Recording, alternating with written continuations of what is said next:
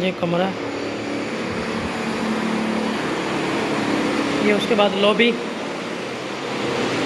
ये बेसन, ये वाशरूम और शावर,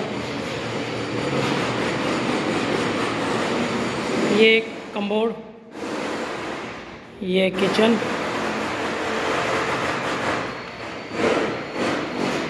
और यहाँ से बाहर जाने का रास्ता।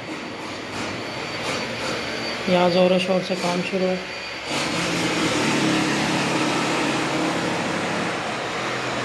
ये लिफ्ट,